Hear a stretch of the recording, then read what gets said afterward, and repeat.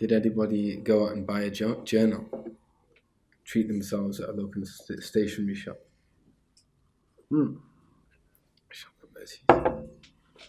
Rahamat. Anyone else?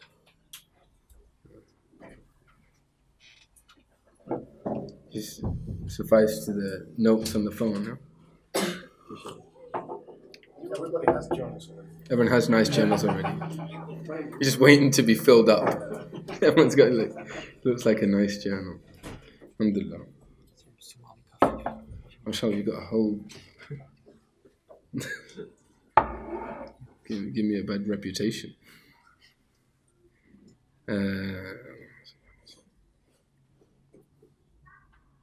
Okay, that's good. So we're going to be going a bit deeper into Muraqaba and Muhasabah today. Do people feel a bit more acquainted with these terms, or do they feel like that just sounds like a foreign word? That's okay if it does, because they are foreign words. They're not English words, they're not Swedish words, they're Arabic words. And the reason why sometimes I may not actively translate them is because I think there's something preserved in the actual Arabic word. And typically when this came to like Nusantara, Southeast Asia, or East Africa, or different parts of the Muslim world, they kind of decided to just kind of take on these terms. They didn't translate them. Some things were actively translated, and some things were just left in the original Arabic. Inherently in translating anything, there's some kind of move away from the original meaning. It's part of the profundity of the Quran remaining the Quran. It's not just the meanings of the Quran. So Muraqaba, as we said, it kind of means like observation, but it has this whole culture around it. Culture in the sense of like a preempted understanding. People understand what Muraqaba means, and these words are really important as well, because typically the teachers upon this path always give an incitement and an encouragement to learn what they call mustalahat al-qawm. Mustalahat is the plural of mustalah, which kind of translates as a technical term. It's the nomenclature. I don't know if people know the nomenclature of a particular science. And they say so much of really embracing and understanding any given discipline is just understanding its nomenclature, knowing what it is. If you open like a medical journal and you're not aware of the references, it just seems like another language, and in many ways it is. But the more we acquaint ourselves and get like getting used to any new language, it's a process. We shouldn't feel awkward as what's that? What's Muhasabah again, and what's Muraqaba, and what's Mushahada? And they're not, for many of us, they're not terms that we may have grown up with, or if they are terms that we've grown up with, maybe they have a very different connotation. And the Sahaba would have felt like this. We've got to understand we're experiencing something of what the people around the Prophet ﷺ would have experienced as well. So Muraqaba is related to observation, but it's a whole understanding of what that means. Muhasabah, yuhasibu, is to do with accounting. Like a muhasib is an accountant. Hisab is your bill. Like just put it on my hisab, put it on my tab.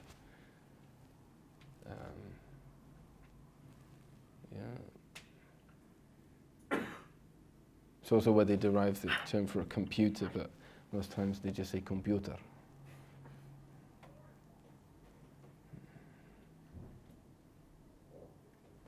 And the two are linked. Imam al-Ghazali groups them as part of the same process. And it actually gets deeper and deeper, obviously, as one would assume, called Muraqaba and Musharata, and all these kind of different things, but we don't want to kind of be overwhelmed. Once again, emphasizing the nature of this process is it's about just acquainting oneself with these different things. Okay, now there exists this thing called an inward path, an inward journey that, okay, maybe I wasn't aware of that before. And that takes time to sometimes come to terms with. And then, okay, that there is this deeper process. There's actually a method involved. And it has certain coordinates that have certain terms. Not to be overwhelmed by these terms, but to embrace these things, that ultimately to know who they're from. So now we know the goal.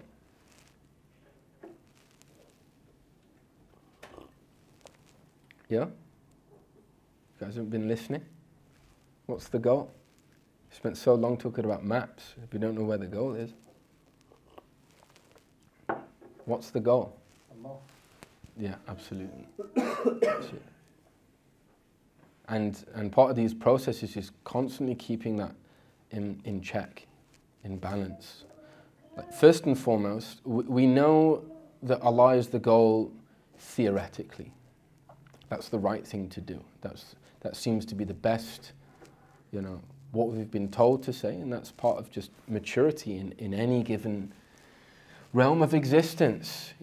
As a child, you don't necessarily know the implications to certain things, but if you're given good and appropriate and mediated guidance, and you're trained and you learn, there's a trust involved. This is the right thing to do. Why? Not really sure. And that's so much of our learning is like this. But by implication, that should deepen. It has to.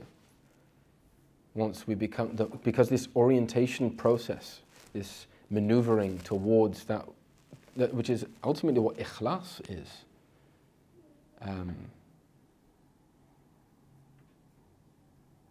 People at the kind of an advanced level on this inward journey, they would never claim ikhlas, sincerity for themselves. I was being sincere, I'm sincere. That's like almost, for them it would be too overwhelming to make that statement, because they know what it implies. And typically a sign of immaturity, or like a novice in that path, is like, I was sincere, what I said was sincere. Okay. By implication, somewhat absolving any potential for the ego to creep in. And also demonstrating something of that ignorance of the nature of the path and its pitfalls, and one might just, maybe I think I was sincere, but that's far more objective, because then you can say, well, maybe I wasn't, maybe there were some discrepancies, because the claim of sincerity is like saying, I did this in the exact way that the Prophet ﷺ did it, and that's a big claim, inwardly and outwardly, completely no other agenda set for God. And sincerity is an interesting thing anyway. When we talk about ikhlas, or sidq, too, it's difficult to render into the English language. Ikhlas, is derived from like the cream on the milk when you get the khulasa. It's the zubda, the real essence of something, which means disheveling, and it means doing away with certain extra, detoxing. It's that element, that base element, which is pure and that remains, and purely connected and purely in line, purely in harmony with Allah. And this is another name for this science, the science of ikhlas, how to be a person of absolute sincerity and what that looks like, what it means, how to look at oneself and is this real or not? And as much as, as we've said in previous sessions, like that pinch can sometimes hurt. That's the nature of a pinch. But it's also so empowering, because nothing can be more unempowering to think that you've reached. Like, this is all Islam kind of has to offer, just to be a good person.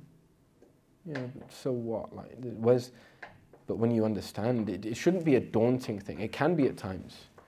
We're talking about mountains, we're talking about, different climates and different, sacrifice, and we're talking about pinching the nafs, and we're talking. That doesn't sound like much fun. Why would anyone want to involve themselves in that? But to understand, to be blind from that, to be ignorant of that, that's a greater torment. Because you're still going through life. We're all existing. And once again, we all have some kind of connection to, for example, if we're talking about the maqams of yaqeen, the stations of certainty. So we all have some kind of relationship to the way that we deal with appreciation, and acceptance, and trust, and patience. There's no human being that is completely absolved from that human experience. If you go to like an ant, it's a different way. One could argue potentially that they do display elements of great patience, but it's not with the same consciousness. It's instinctual with the animal kingdom. That's the part of the beauty of the human being, part of that nafkha, part of that breathing in of the soul, that it has this consciousness to be self-aware. You're not going to find a lizard contemplating, like, was that really the right decision I made? You're not going to find a bird in the sky that kind of runs another bird off the road in the what do they call it on aeroplanes? What I'm trying to say. The track where I don't know, I'm not a pilot. You know what I'm trying to say. Flight path. So the eagle's not like coming in, ramming someone off the flight path, and then like, that was a really terrible thing I did. I shouldn't have done that. I need to improve my sense of awareness. Why is it funny? Because we all know it's true. But the human being has something very special about it, and it's not to say like that we think that we're special. But it's to recognize that Allah made the human being a unique creation, a unique being. Because the failure to recognize that potential and that to even have that understanding that's not being humble. That's misappropriating that which Allah has given. You're made in the image of the Prophet Muhammad sallallahu alaihi wasallam, and that's and you have the potential to mimic that and approximate that inwardly as well. And then come back home. That's what it's all about. That's really the great project of what Rumi embarked to convey to a peoples that were very artistic, very had a deep appreciation of beauty, both in terms of architecture, in terms of poetry. When he came, from what's now modern-day Afghanistan to Turkey, he realized these are very deep peoples, and to convey certain things, he wrote it in poetry. And the whole theme, really towards the beginning, at least, of the Methnawi,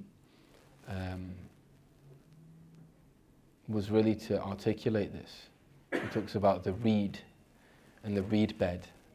And the reed is that, obviously it's dried out, it's made into a flute, but he gives this imagery of that song is the lament of the soul being taken away from its homeland. Hubb al-watan min al-iman. The Prophet ﷺ said that love of one's homeland is actually a sign of faith. It's a product of faith. It's a product of being balanced. We may not necessarily like everything that place where we were born and where we grew up in, but there's this yearning. But the real homeland is in presence, is in harmony. And then we come into the world kicking and screaming and just trying to deal with the trauma of that. And what the Prophet ﷺ came to teach was how that you can actually realign and get back to who you actually really are. And a process in that is Muraqaba and Muhasabah. This is the real, we're getting really deep into the method of what this means. When we began this series, the title, at least that was given for the first section, was The Journey Begins. But the journey begins by understanding, ultimately, something of the goal. At least placing, I know it's kind of around here. I don't know what this means fully, but I know that this is the right way to go. Okay, how do I get there? Let's start to understand this narrative that we're engaging in now. And then, we need to start moving, we need to start traveling. So Muraqaba, as we said, is to do with observation, and it has many different degrees. We talked about observation of the self, but it's also a certain kind of self-observation, self-awareness. It's not just you looking into yourself in an introspective sense. That's more related to Muhasabah, which we'll come on to. But Muraqaba is really the state of being, which you get through contemplation, and we're going to go on to the how-to shortly. But the awareness that you are being observed, which implies the things that you do, or say, or think, or feel, have consequences, are accountable. And part of what this does is it starts to narrow that window and understanding from an experiential level, not just intellectually. I know we should be doing things for Allah, but you start to feel this. And you start to question yourself, why am I doing this? So it's a process that unlocks and gets a whole host of other things into motion.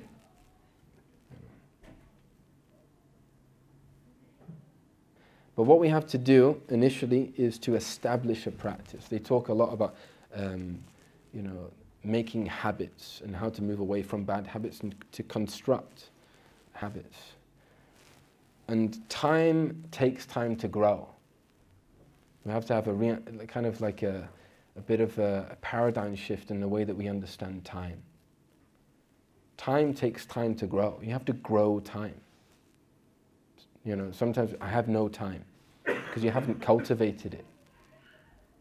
And there is time because time is given in our understanding by the one who created time. Time is a vessel, and it's, the theory of relativity has some kind of indication to that. There are amazing stories about the expansion of time. And it's just the way that we view it from our truncated understanding of the world around us. This fits in this time, and we have to have a adab with that. And what's meant by adab with that, we have to understand as human beings that's the way we are, and we have to approach it, through that interface. So you have to cultivate time and to know that time is given. And it's also a process. It's a process. We have to understand the importance of making time for Allah. And what does that look like? And what we mean is we cultivate within our hearts and our minds, but prior to that, just our surroundings and our schedules, that we have meetings which are important, that we concentrate in and we focus in. There's nothing worse than going to a meeting and everyone's all over the place and not really participating and not really focused. The point of that meeting in any way, even in the business world, if you're trying to, even in terms of like a council meeting and people trying to work out plans of how to help a housing project, even in a relationship, there has to be that active time spent. And it's also related to cultivating spaces which are sacred, which are sanctified. I'm going to be talking a little bit about this, inshallah. So the first thing, practically what we need to do, set a time. We're going to meet at this time. That's what we do.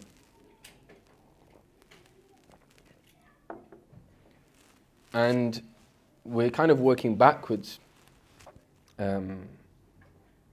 in that we're trying to fit a lot into our busy schedules. But maybe that's the only place in which we can start. That's something which is maybe, but that whole paradigm should flip sooner or later. But if we spend how long at work, how long which are necessities, and it's a good thing, and you can spend time a lot at work. But what we're talking about now is a specific time. Because we're talking about engaging in a relationship. And there are times in any relationship which are just purely functional and pretty mundane. Not necessarily very romantic, not necessarily very engaging. Sometimes it's just going through the process. But they're a necessary component of any relationship. There's that maintenance. So much of just living is, going through the nuts and bolts, and understanding that there is a higher purpose. We're not necessarily all floating, gliding spiritual beings all the time. But if it's rooted in an intention, that's of absolute importance. So, to set a time. Typically, for most adults in the West, the only real time is at some point in the evening or the early morning. Unless your work is such that maybe you have some time in the afternoon. But really the evening time's good, or early morning. Typically when children go to bed, it's important that we have these things kind of arranged. You have to really make time. And then once you've made the time, let's say 9 o'clock, 9 p.m. And this is a daily practice, because we have certain daily practices, and then we have certain practices which only manifest on a weekly level, and then a monthly practice, and then a yearly practice, and then there's certain things maybe we only get to do once in a lifetime. But each is a cog in this spiritual mechanism that unlocks things and unfolds things and brings us into a maintenance and a deepening of this consciousness. So once we set a time, let's say for example 9 p.m. And what I mean by make a time is that it's also related to space, and this is where we're talking about the cultivation of space. That you have a space where it can be uninterrupted. There's no distraction. And you need to work around, things that children, maybe they need to be tended to. They need to be read a bedtime story. They need to be, you can't do it, I'm just doing this and then we're all over the place. It doesn't work like that. There needs to be that concentrated time. And here's the nice thing, at least for people that are thinking, man, this seems like I've got no time anyway. He's asking to do this. I'm exhausted by the end of the day. Start with 5 minutes. 5 minutes. And don't underestimate the potential of what that 5 minutes can bring. And what that 5 minutes can become and can expand into. Both horizontally, in terms of like you can actually stretch it. Wow, I took 20 minutes now. And also experientially. Wow, that 5 minutes was not like the 5 minutes a week ago or a month ago, because any discipline, and when you work at it, it becomes it's like refining one's game. And this is an art which we're all learning now. And the people ultimately, the proponents and the people of an advanced stage in this science, it's an art of the soul.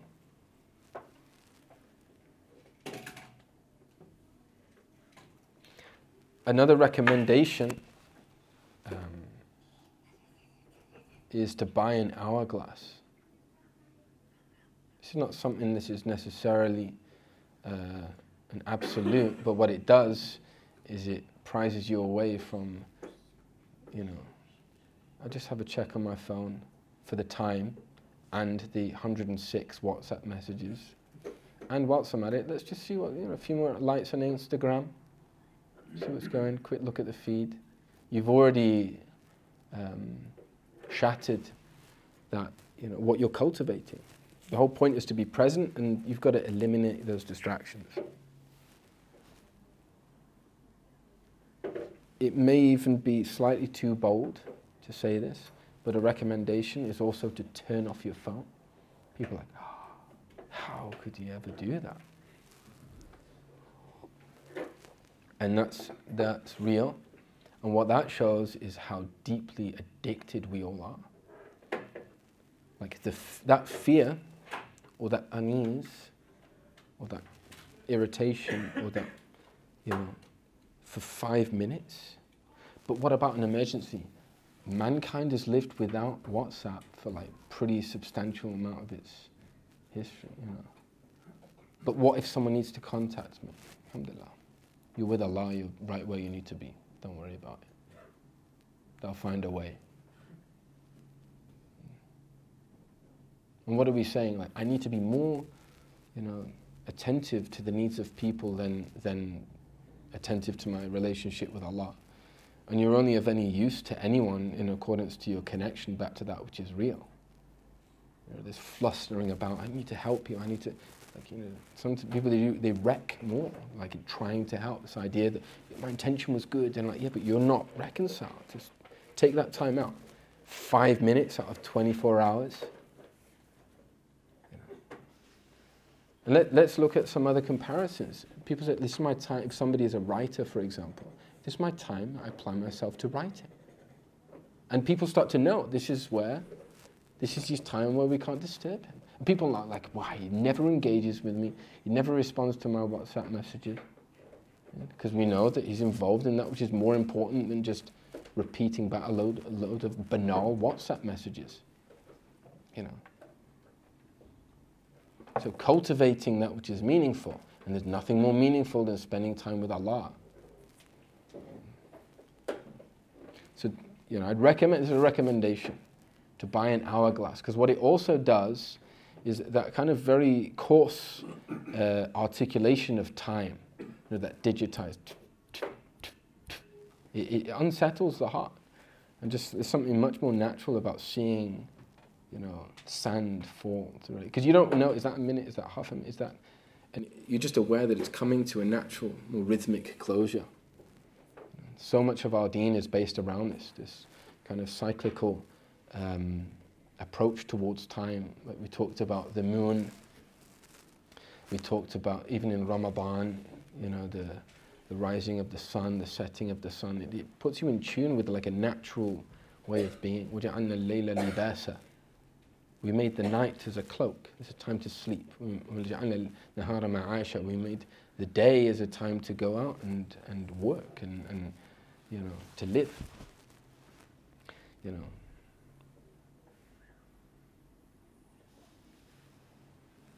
The amount of how much electricity alone has changed the way we are as human beings. Traditional cultures, they'd go to bed after sundown, you know, or soon after. Typically in Tarim, people would pray Isha. They would have their evening meal before Maghrib, so just before sundown. And then they would go and pray Maghrib in the mosque. And they would spend between Maghrib and Isha reading the Quran. Not thinking, oh, what's for tea? Because you've already had your tea. You already had your supper. And then you pray Isha in congregation.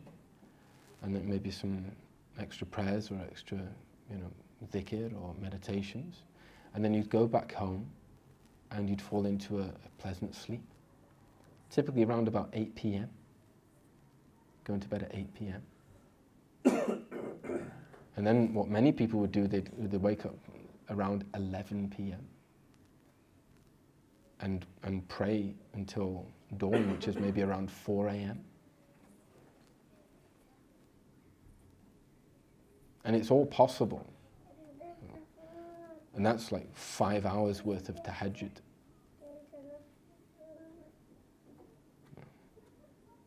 And if we can just give up like maybe 2 minutes, just before the entry time to Fajr, 2 minutes, 5 minutes, make wudu, If you can, pray 2 cycles of prayer. It's about recognition, it's about prioritization, it's about putting things in its rightful place. There's nothing more transformative than waking up in the night and engaging. So much pours over the heart, and so much. If you do that and then come to these lessons, you'll feel an instant change. And if you don't, I'd like people to mention. Because there's just something very precious which emanates in that time. So if we're not able to do that, then just before sleep.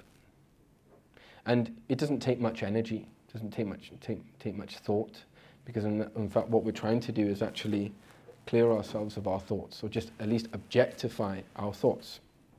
So if you can buy an hourglass, you can get different ones. You get like a 3-minute one, a 5-minute one, a 10-minute one. Start with even 3 minutes. Never underestimate a moment's presence. Because that connection, even if it's for a split second, by implication there'll be blessing in it, and barakah, meaning that linguistically means it will grow, it will expand. So the importance of now creating space. Okay, if we don't have if we have a spare room in the house that you can make as a meditation room, as a prayer room, a musalla, typically every Muslim house would have a room in the house specifically for prayer, a specified room. Now, if we're living in flats, if we're living, and there's just we don't have the extra room, then a part of the room.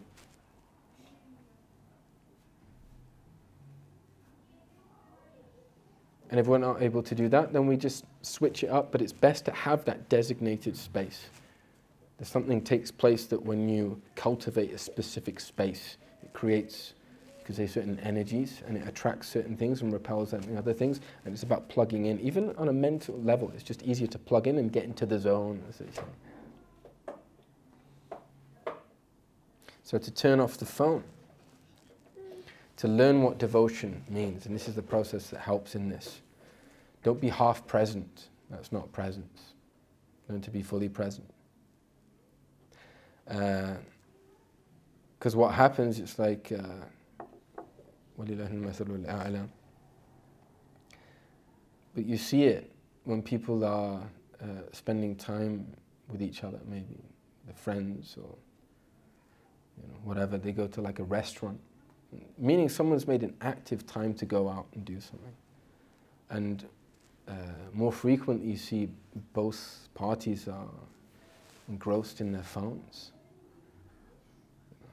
It's becoming increasingly difficult to have that normal human exchange. And there's a fear. What happens when people get uncomfortable? All these subtle things are creeping up in our modes of being, in our culture. Things like, if you feel uncomfortable, you reach for your phone. Like an embarrassing moment. And you're not doing anything, you're just like flicking around. Like, let me turn away from actually approaching something of meaning, of self-refinement, and turn away to that which is mundane, because it's much easier. And that, pretend warm glow that I get from that illuminated screen, helps, just like keeps me topped up. Bit of dopamine just helps the ease, but that's not helping us.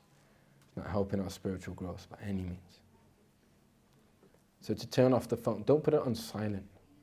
Don't be that guy that midway through the Isha prayer in the mosque,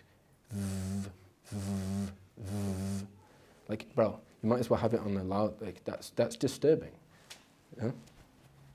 It's still like, silent means turn the vibrate thing off. I mean, I'm so not up to date with this. If I can do it, anyone can. Why do you need to know? Like, you can't. What are you going to do? Answer the call midway? But what if it's important? But you have times to detox. And if it's hard, that means that you really need to do it. And especially those, 5 minutes. 5 minutes. And if the nafs makes a load of excuses, this is what the science is empowering us to do. No, doesn't matter. Don't be, subject to the ego. So to set a time that you can manage. It's also recommended that you're in a state of ritual ablution, that you're in wudu. Because what you're doing here is you're engaging in something with your deeper sense of consciousness, and also attuning oneself to realities, the natural world, seen and unseen. And that place of being in a state of ritual ablution to make wudu, that cleansing, is part of the process. It also helps a person to focus. Because the Prophet ﷺ, he compared the wudu, this being in the state of wudu. It's not just a washing, no, you're in a state of wudu, which enables you to do certain things, one of them being able to enter into the prayer. But it's also a protection from other things. So to be in wudu, to face the qibla. Because if you orientate yourself physically, it helps to orientate oneself metaphysically, inwardly, in a way that you can't see. And they say many people, they found certain people when they were studying or learning about Islam or engaging with this tradition, just by mere fact that they were facing the qibla, that they started to understand more. There's something about that orientation, particularly towards the Kaaba, it's the direction of the Kaaba, that has a spiritual impact upon the soul. So even when scholars typically, or students, and they would revise or learn or memorize the Quran, they would face the direction for prayer. It's not just a place that we just happen to put on the map. It has a deep spiritual significance, so to face the Qibla. To sit on the floor, if you're able to. There's something very, come down to earth. It's grounding. In New Zealand, they have a lot of people, they walk around barefoot. It's amazing. Like, you might go to the supermarket, and people wearing normal clothes, and they don't look strange. But if you look, they're going around barefooted. May not work with the Gothenburg weather, but they talk about ground and earthing, like rooting you and being connected to the land. And in our tradition, there is a significance to sitting on the floor. One of the reasons why we don't just do it because we couldn't, we didn't have money to buy any chairs. But one of the reasons is replicating that place of receiving and that exchange when the Prophet Muhammad, peace be upon him, sat with Jibreel alayhi salam. And this is the way the Sahaba would do things. They would sit in circles. So we're replicating these outward kind of physical postures in order to focus ourselves. If you're not able to, then sit on a chair, there's no problem. But make sure the place is ritually pure, like there's no najasa. If you're able to burn something as well. But the point here is, don't be too flustered by all this kind of, right, I've got my incense stick on the go, I've taken half an hour in the shower making sure I'm pure, I've got my clothes, and then there's no time. You're so tired you fall asleep halfway before the hourglass is finished. It's all about balance, okay?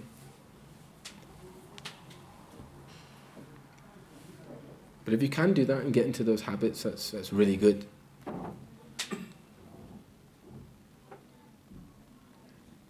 To close your eyes. Imam al-Haddad, he said that two open channels to the soul are the eyes and the ears.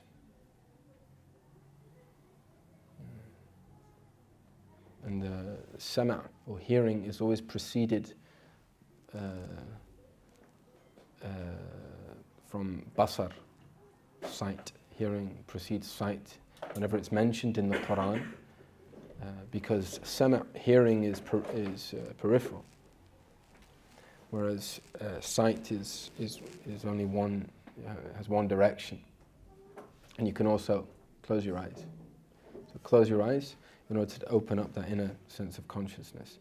It's also about eliminating distraction. When we're talking about detoxing, we're really talking about, at one level, detoxing from any kind of distraction. Now, a person can't live their life like that, but if you can cultivate those times, what starts to happen is it spills out into your daily life, and you become a lot more conscious of these things. Okay.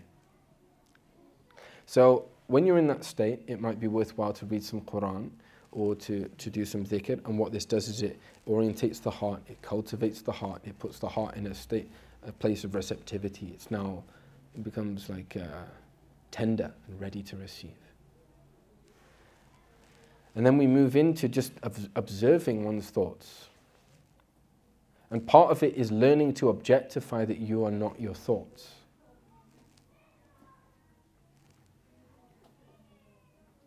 And to feel safe that you can approach these things because they're objectifiable. So there's so many thoughts that we got that kind of overwhelm us. It's much easier just to be like, yeah, I'm going to put that, lock it in the cupboard and put it to bed. But it's not a pleasant analogy, but it's like putting a plaster over a wound that's not been cleansed properly. You can do away with the look of, the cut, the nice kind of plaster over it, but there's stuff going on under the plaster that's causing it to go septic and may even harm the rest of your hand and even the rest of your body if it's neglected. So to know that part of Muraqaba, this place of observation, once again, it's not you looking, it's acquainting oneself more than how is Allah looking to me. And that gives you that courage in many ways to approach certain things. Because a lot of things that we do, were we to be asked to forgive our own selves, it's a much harder thing to do than maybe we're actually even aware of. And so many challenges that we have that come forth through our behavior, but it stems back to like a history buried in our souls, comes with an inability to reconcile that. We're unable to forgive ourselves for what we've done. So we've got to orientate this. Who is the one that we're engaging with here? And then to contemplate on them, on the thoughts, where this came from. And as we talked about, the importance of knowing the source of those thoughts. But this state of Muraqaba is really just in terms of awareness and being aware that you're being watched, being aware that you're being engaged with. And something that we can all implement practically is to try and cultivate this state before every prayer. So if we have the Isha prayer, the night prayer, which we're about to engage in, is instead of prayer just being a thing that we do, that we have to do, we become more active. This is actually a process and an opportunity, to know that what are we doing, what are we engaging with here.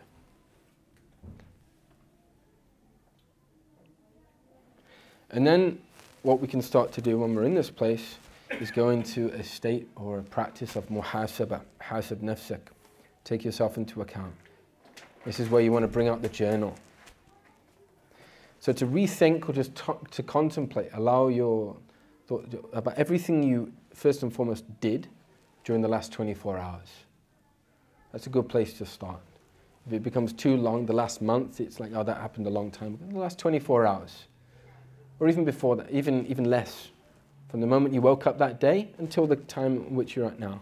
What did you do? And then connected to that is, what did you say?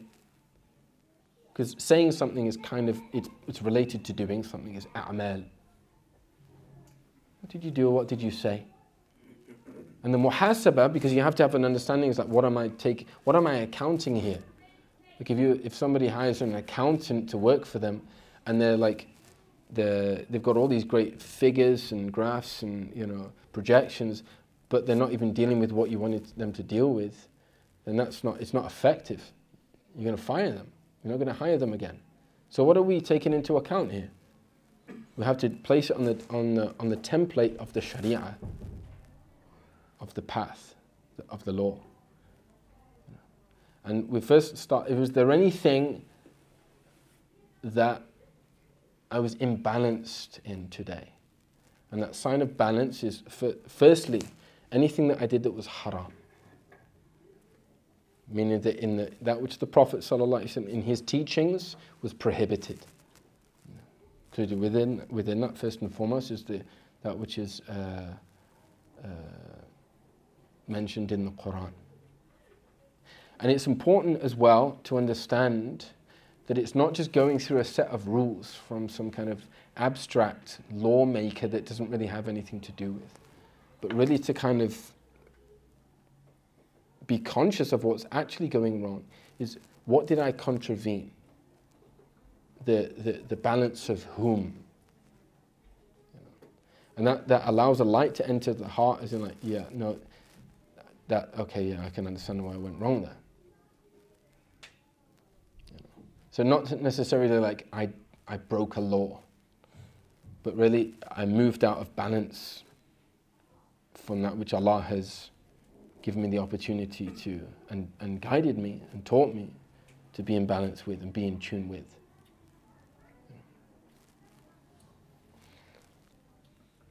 And then what you do is you, if you recognize it, then you affirm that.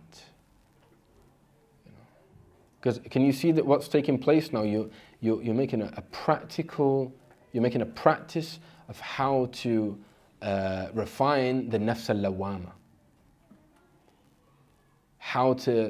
This is how the nafs al-lawama, the ego which is now in a state of introspection and it's objective and it's aware of what you're doing, you're kind of strengthening this capacity now to be objective about what your nafs did. And this is eliminating and moving away from the nafs al-amara, just doing anything, anything and everything.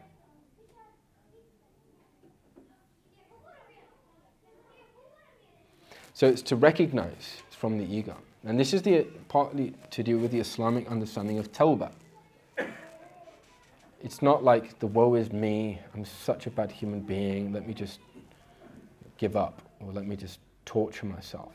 No, it's all about refinement. The fact that you've been blessed and gifted that insight is a sign that Allah wants to refine you.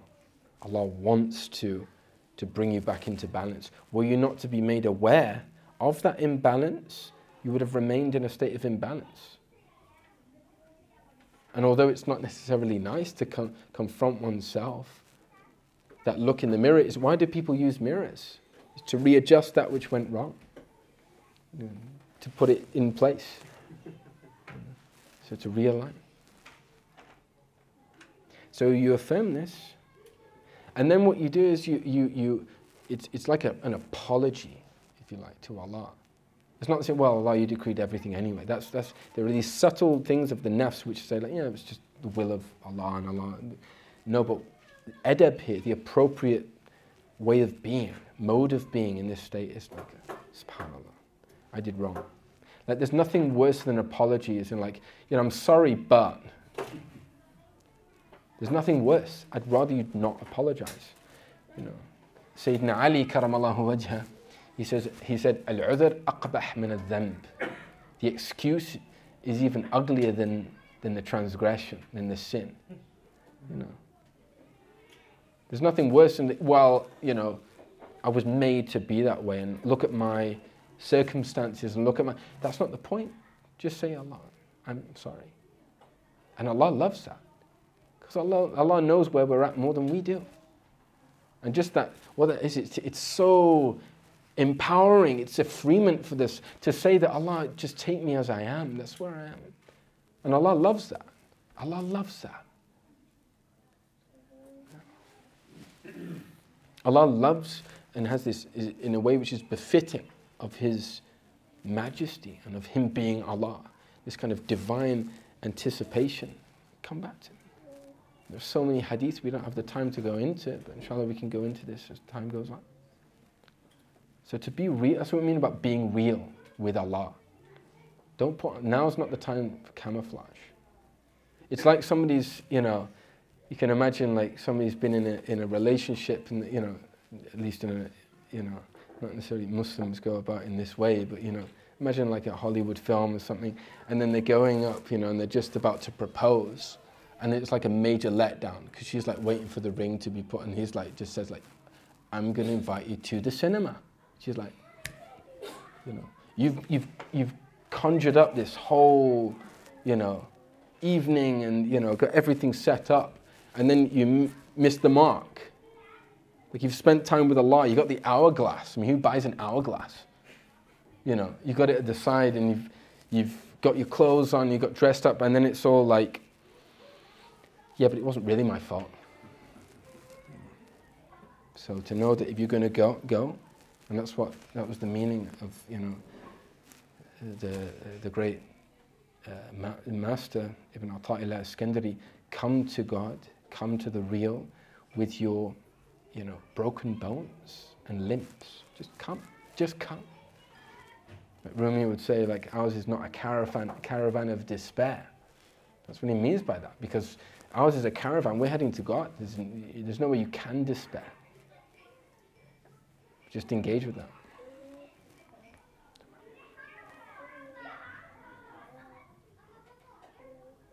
And this is what you typically find, or this approach you find in, obviously it's a different take on things, but in like self-help literature.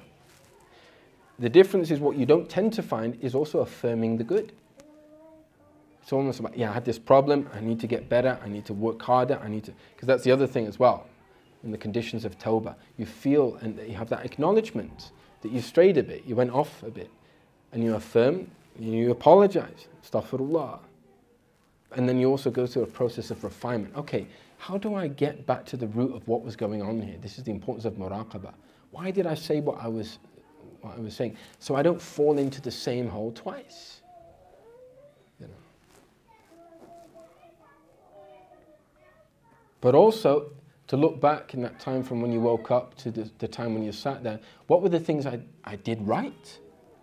Like, you know, I attended a gathering of sacred knowledge whereby I was learning about my own self in order to become more real, to embrace reality on a deeper level.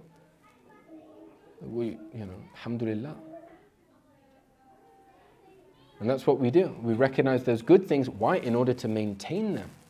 Because when you take a car to for an MOT, it's not, okay, what's wrong? No, keep going. No, you look at the oil levels, you look at the water level, you look at all these different kind of functions in order to maintain it as well, to keep the good things going. There are many good things that people have, many good qualities. And there's Muraqaba and Muhasabah is also a process of acknowledging those things. But how do you remain humble then? You know, I've got this whole list. Actually, I had to expand my cloud, you know, in order to add some more space on. There's all these good things about me. Okay, do that. No problem. But once again, just as you attributed the wrong to the ego, which is real, attribute that which is good to Allah. That's the adab in that maqam. That's the mode of being in that state. To relinquish that, Allah. It's all from you. It's all from you. So, but I did my bit. Okay, strip oxygen out of that equation. How would you have done? Yeah.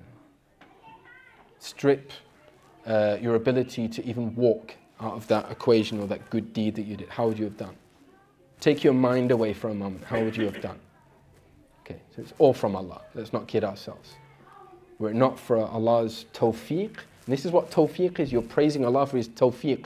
You hear people say, mashallah, tawfiq. Tawfiq, it means divine grace, but it's waffaqa yuwaffiqu, and Allah facilitated or coincided that which you did with that which He is pleased with, is in His rida, His contentment. So if you see yourself, alhamdulillah, this is going well, that's what's called, Allah is giving you tawfiq, Allah. And the way to deepen that, the way to maintain it, and the way to increase that is how? To put it in its rightful place. Alhamdulillah. To give shukr.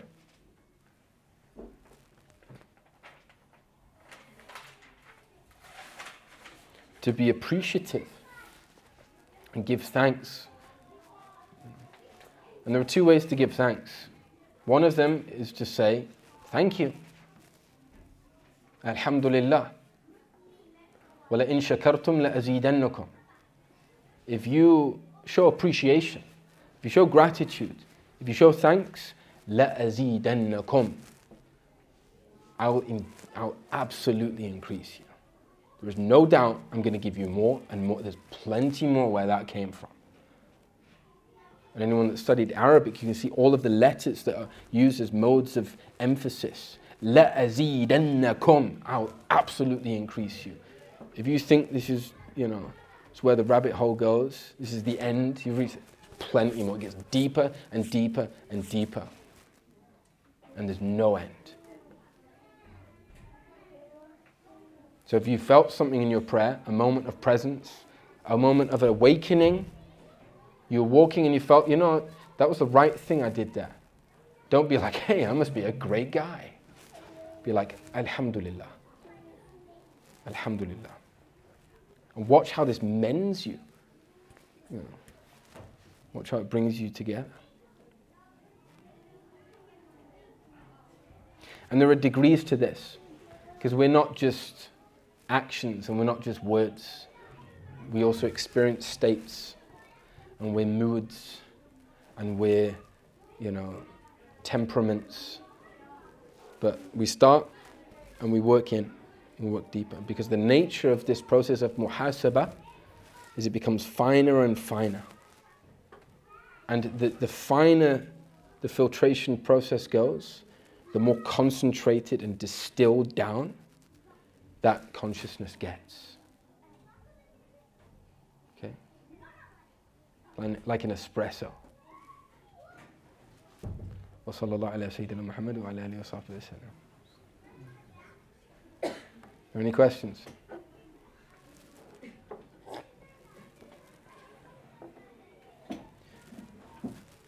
So, next week, I know you're all off on your winter holidays. So I hope it's a good time for you. Unfortunately, with spirituality, there's no holiday. There's only homework. So we've got to do our homework. We've got to do our heart work. We've got to do those things which keep us, These sessions, these kind of lessons and exchanges are just to keep things topping up, but it has to be applied. You have to take the pills. You have to do the work. It's the only way. It's the nature. It's theory, but it's practice. And to see your practice as tawfiq. Because it's from Allah. It's Allah gifting you with things. And then we'll be commencing, inshallah, a week on Monday. We've spoken a lot about what this is all about, where we're going, what's the goal, what are the coordinates, and now we're starting to deepen something of the method. But we're also going to be talking about other things which help that process. And we need fuel. We're going to be talking about dhikr, the realities of meditation, of what that means and being with the one you remember, and the impact of that on the soul. And some things which we can all apply in our daily lives, which will help keep things ticked over. Will actually deepen the experience of muraqaba, of introspection, and open up the heart to see things which unlock things. We're going to be talking about fikr, which is active contemplation, the different channels that the Prophet ﷺ taught us. His teachings of how to contemplate and how to meditate over things, and its effect on the heart, and its effect on one's behavior, and the core of one's entire being. So we're going to be going through all of these things, inshallah. If we're able to start this process, hopefully as the weeks go by and the days go by, then we can start to understand that there is actually, we've already been moving, and this inner movement. Don't shy away from it. So say, go with the flow. These things, if they've been activated in our souls, then we're not the ones that initiated that. And it's a gift. So don't close the door on the one that's giving the gifts.